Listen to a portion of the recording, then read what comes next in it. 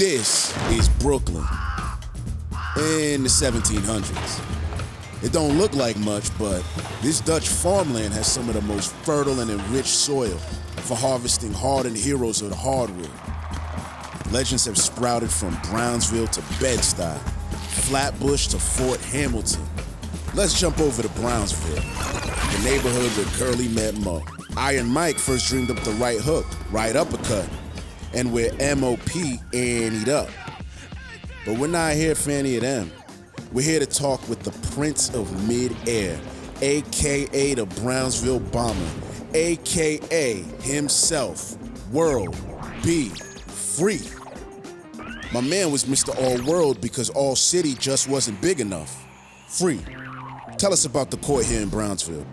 It was a mecca for basketball in Brooklyn. When I was coming up, I watched the older guys, out there on the courts, beating each other half to death.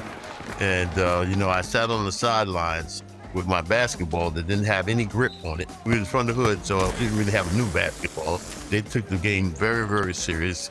And I saw how they took the game serious like that, and I wanted to be a part of that. So I remember one time, the big guys asked me to play with them. And, when they asked me, they called me out, said, yo, kid, come on and play. I looked around the park because, I didn't know they was talking to me. So I got out there and had my first chance to play. It was an experience, It was a good experience, though. Once I got my feet underneath me and my confidence, I realized I could get out there and do something. I would go in these places, I would light them up out there, and, people start to know my name all around the boroughs. So it's Staten Island, I started to hit everywhere. At one time, I was one of those show tickets, but I had a lot of fun doing what I did. My style was excitement. My style was giving it to the next player. Every time I always make sure that they got their sneakers tied up tight because I don't want them to break ankle.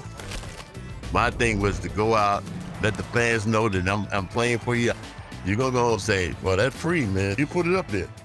Brooklyn basketball, that means some of the best ever that ever came out of that place. Talking about Brooklyn, talking about basketball, talking about legends of the game.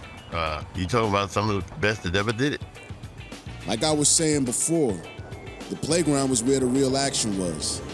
And this Brooklyn playground taught our man World to be free in his game. I gotta get out of here and catch my train, but I'm gonna see you on the next court. Peace.